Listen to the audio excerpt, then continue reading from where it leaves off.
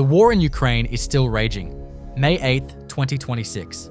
A Russian soldier managed to shoot down the first Ukrainian FPV drone sent after him. As he started running, a second drone moved in. The soldier tried to evade it by diving into a somersault. But the Ukrainian pilot reacted faster, and escape was no longer possible. This time, a Russian soldier emerged from an abandoned house while the area was already under drone surveillance. He entered a small shack, and an FPV drone was immediately sent in. Within seconds, the drone reached the target. The first strike was already devastating. Then a second drone arrived. These are the final seconds before a drone strike, captured from the drone itself. Watch their faces, the moment they realize what's above them.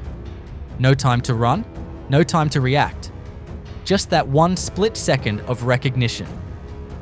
This is what the Frontline looks like from above in 2026.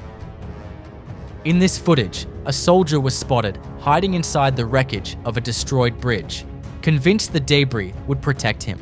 An FPV drone was already on its way. It found the opening and went straight in.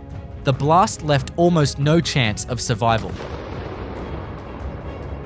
A Ukrainian FPV scanning abandoned trenches, then movement. A Russian soldier nearby, completely exposed. The drone turns instantly, closes in fast. The soldier spots it at the last second and runs, not fast enough. Northern Donetsk, Magyar Birds, tracking two Russian soldiers moving fast, too fast. They've already spotted something above them. Watch their movement. Panic? No clear direction. Searching for anything that offers cover. Then they find an abandoned structure and disappear inside. They think they're safe, but the FPV drone is already closing in. It follows them through the entrance and finds them trapped in a narrow space. No room to run, no way out. The building they chose for protection becomes the last place they would ever stand. When soldiers start running into buildings to escape drones, does any enclosed space still offer real protection? Lyman direction. A Russian soldier, alone, no weapon visible. The drone closes in fast. He spots it and panics. His first instinct, a wrecked armored vehicle nearby. He puts it between himself and the drone, using the burnt-out hull as a shield. The drone comes around it. Now there's nothing left between them. He reaches down, picks up a piece of scrap metal from the ground, and tries to fight back with it. A piece of iron against an FPV drone. It didn't work. The next target of the Ukrainian FPV drone was a Russian soldier trying to hide among the ruins. But before locating him, the drone operator carefully searched through the destroyed buildings and debris. You can see the level of precision in the way the drone moves through collapsed structures and narrow gaps. The result of long experience. Before long, the Russian soldier was spotted and the chase began. The drone operator constantly searched for the right angle to strike, while the soldier tried to stay out of sight by circling around the shattered walls of a ruined house. In the end, he stepped directly into the drone's path, and his final moments were captured as he attempted to strike it with an object in his hand. This might be one of the strangest things you'll see from this battlefield. A propeller plane, a shotgun, and a Russian drone going down. Ukrainian soldiers have found one of the most unconventional counter-drone solutions in this war, flying vintage prop aircraft to intercept Russian drones mid-air, taken down with a single shotgun blast. And before you dismiss it, it works. Modern air defense systems were built to fire expensive missiles at expensive targets. But when the threat is a cheap, low-flying drone, a shotgun shell from a slow-moving aircraft might actually be the most cost-effective answer on this battlefield. A prop plane and a shotgun taking down drones in 2026. What do you think about this kind of improvised warfare? In this footage, a Russian soldier lay completely motionless on the ground, hoping he could avoid detection by the drone. But that turned out to be a fatal mistake.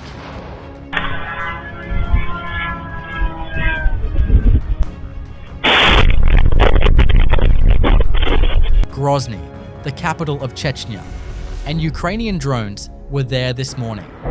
Strikes hit the Konkala district, home to one of Russia's largest military bases and the headquarters of the 42nd Guards Motor Rifle Division. A second strike landed near the railway station, less than 2 kilometers from Ramzan Kadyrov's residence. The Chechen FSB building stands 120 meters from the impact zone, and the Perm refinery? Still burning. This is what the expanding reach of this war looks like. Not just the front line, not just occupied territory, military infrastructure deep inside Russia, in cities that thought they were far from all of this. When Ukrainian drones reach Grozny and Chechnya's FSB headquarters, is there anywhere inside Russia that can still be considered out of reach?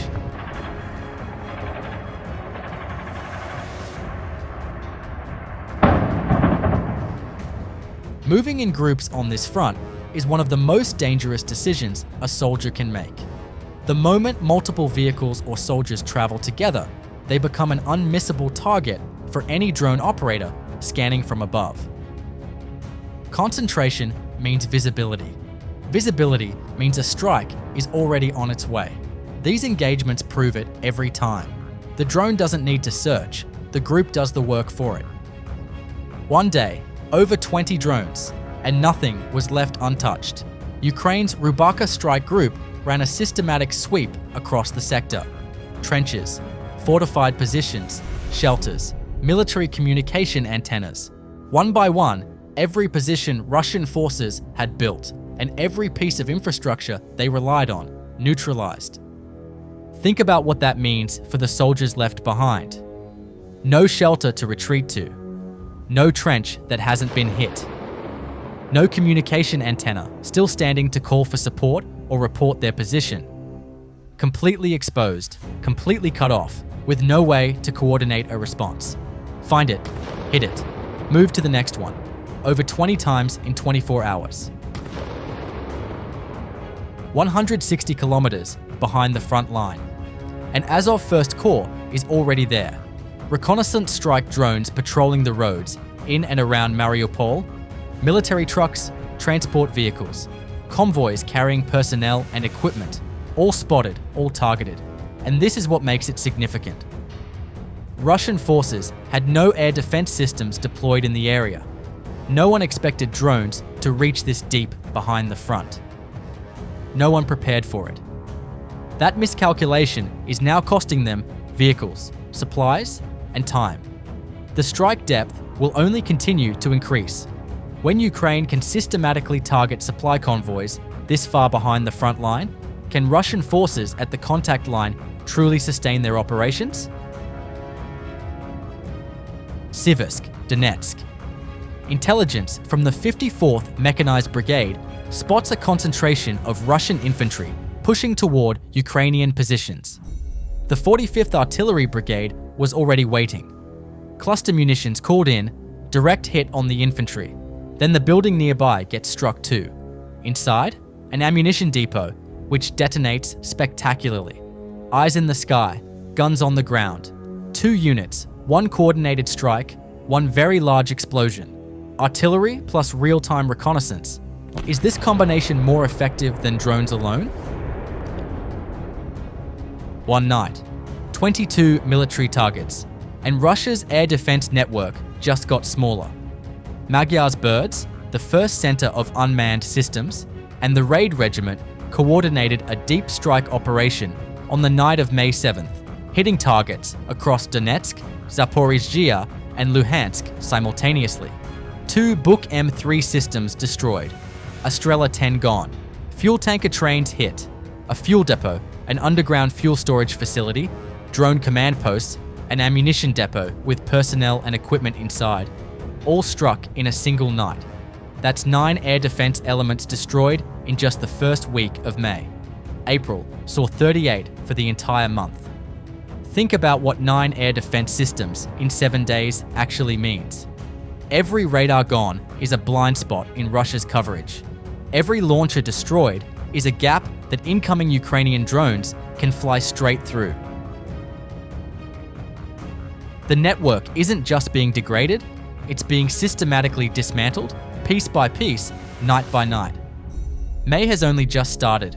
When Ukraine destroys 9 air defense systems in 1 week, how long before the network simply stops functioning? 3 Russian armored vehicles were struck near Kostiantynivka. The vehicles were attempting to advance toward Ukrainian defensive positions, but the assault was stopped by drone strikes. That's everything for today. May 8th, 2026. Day 1535 of this war. 208 combat engagements were recorded in the past 24 hours. Russia launched 99 airstrikes, dropped 292 guided bombs, and deployed over 9,100 kamikaze drones in a single day. The Pokrovsk direction took the heaviest pressure. 33 Russian assault actions repelled in that sector alone. Russian total losses have now crossed 1,338,060 personnel since February 2022. And tomorrow is May 9th, Russia's Victory Day. Ukraine has warned foreign officials against attending the Moscow parade. Meanwhile, Russian drones entered Latvian airspace overnight. One may have crashed near an oil facility. The war is expanding in ways few predicted. The front holds. The drone war never stops. And as you saw today, no position, no weapon, no piece of scrap metal changes what's coming from above. Subscribe for daily Frontline coverage. No agenda, just the footage and the facts. See you in the next one.